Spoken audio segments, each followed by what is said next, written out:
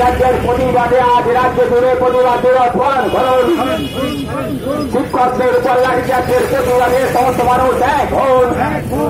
রাজ্য সরকারের এই বেপরোয়া শিক্ষকদের উপর লাঠিচার্জের প্রতিবাদে আন্দোলনে সামিল হন।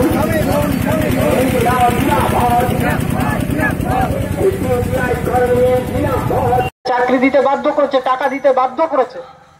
যোগ্য শিক্ষকদের পাশাপাশি অযোগ্যদের নিয়োগ করে তারা সুপ্রিম কোর্টে স্বচ্ছতার তালিকা না দিয়ে বাস্তবে একটা ওই জল ঘোলা করে সকলেরই পুরো প্যানেলটাই বাতিল করার জন্য সাহায্য করলো। তাই যোগ্য শিক্ষকরা স্বাভাবিকভাবেই সসম্মানে স্কুলে ফিরে যাওয়ার দাবি নিয়ে বিকাশ ভবনের সামনে অবস্থান করছে। এই সাধারণের প্রতি, ওই শিক্ষকদের প্রতি অবিচার করলেন বলবো নাকি, এই প্রশ্ন তো উঠছে আজকে। ফলে আজকে রাজনীতির অঙ্গুলের হালরে একের পর এক কোর্টও চলছে। আজকের শাসন ক্ষমতায় যারাই আছে, কি কেন্দ্র কি রাজ্য সরকার, সকলেই জানে তাদের আইবি, গোয়েন্দা দপ্তর, সিআইডি, ইডি, সিবিআই সমস্ত কিছুতে ঝাঁপিয়ে পড়ে আজকে 26,000 তার পরিবার, তার আত্মীয় স্বজন, তার ভাই বোন যারা নির্ভরশীল সকলে আজকে রাস্তায় ঢুকছে। আজকে শিক্ষকরা বিকাশ ভবনের সামনে দাঁড়িয়ে আছে, আজকে শুয়ে আছে। ওই দুদিন পরে তো চাকরি হয়ে ঘরটাও চলে যাবে, কারণ ঘর তো বন্ধক দিয়ে ব্যাংকের থেকে ঋণ নিয়ে ঘর তৈরি করেছে বহু শিক্ষক। 7-8 বছর চাকরি হয়ে গেল, তাহলে তাদের কি হবে? বাস্তবে তারা গাছতলায় চলে যাওয়া ছাড়া তাদের কোনো পথ থাকবে না। তাহলে এই জায়গায় দাঁড়িয়ে একটা দায়িত্বশীল সরকারের উচিত কি ছিল? আজকে রাজ্য সরকারের ব্যাপারে ওই অঙ্গুলে হেলন করে শুধু ক্ষান্ত থাকলে হবে? কেন্দ্রীয় সরকারের ভূমিকা কি এক্ষেত্রে? বিভিন্ন রাজনৈতিক দল এলাকায় এলাকায় মোড়ে মোড়ে প্রতিবাদ চালাচ্ছেন। তাদের সময়ে, তাদের সরকারের আমলে বা তারা যে তাদের বক্তব্যের মধ্যে ভূমিকা কি, এর কথাটাও চলে আসছে পাশাপাশি।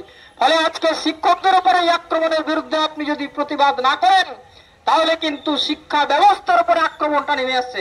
রাজ্য সরকার ইতিমধ্যে আপনারা কাগজে দেখেছেন সার্কুলার জারি করে দিয়েছে, ক্লাস্টার অফ স্কুল চালু হবে। কেন না? শিক্ষকের অভাব, শিক্ষকের ঘাটতি পূরণের জন্য যেখানে শিক্ষক নিয়োগ করা দরকার সেটা না করে ওই পার্ট টাইম, প্যারা টিচার ইত্যাদি নিয়োগ করেছে। আর একটা বলছে যে ক্লাস্টার অফ স্কুল চালু করে দেবে। ক্লাস্টার অফ স্কুল কিরকম? এই এলাকার 5-7টা স্কুলকে নিয়ে একটা ক্লাস্টার হবে। একটা স্কুলের জীবন বিজ্ঞানের শিক্ষক আরেকটা স্কুলে জীবন বিজ্ঞান পড়াতে যাবে, ওই স্কুলের ছাত্ররা ফিজিক্স পড়ার জন্য আরেকটা স্কুলে যাবে। ছাত্র এবং মাস্টার স্কুল পরিবর্তন করবে। একটা স্কুলের ছাত্র হবে কিন্তু অন্য 4টে স্কুলে তাকে গিয়ে ক্লাস করতে হবে। ক্লাস্টার অফ স্কুল করা হচ্ছে। ফলে এর প্রতিবাদে আমরা আন্দোলন করছি, আমাদের শিক্ষকরা, ছাত্ররা আন্দোলন করছে। ফলে সেই দাবিতে আপনাদের সামিল হওয়ার জন্য আহ্বান জানাচ্ছি। শিক্ষকদের উপরে আক্রমণের প্রতিবাদে আমাদের দলের পক্ষ থেকে আজকে সারা বাংলা প্রতিবাদ দিবস সংগঠিত হচ্ছে। স্কুলে গিয়ে তারা প্রশংসাপন করাতে পারেন, তারা ছাত্র অভিভাবকদের সামনে সম্মান দিয়ে দাঁড়াতে পারেন, এই দাবি তারা জানিয়ে এই বিকাশ ভবনের সামনে অবস্থান করেছিলেন। যে মুখ্যমন্ত্রী বলেছিলেন ওই নেতাজি ইন্দ্রের সভায় যে তারা শিক্ষক শিক্ষিকাদের চাকরির ব্যবস্থা করবেন, তাদের পাশে আছেন, বাস্তবে মুখের কথা আর অন্তরের কথা যে এক নয়, এটা গতকাল তার প্রমাণ পাওয়া গেল।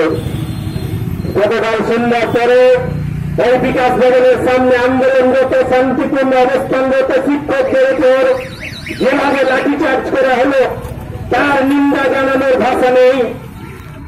এই ঘটনাকে আমরা তীব্র ধিক্কার জানাই। আমরা মনে করি দুর্নীতিতে যারা যুক্ত, সেই দুর্নীতিগ্রস্ত নেতা, মন্ত্রী, আধিকারিক, সেই চক্রকে তারা না ধরে, তাদের শাস্তি না দিয়ে কেবলমাত্র শিক্ষকদের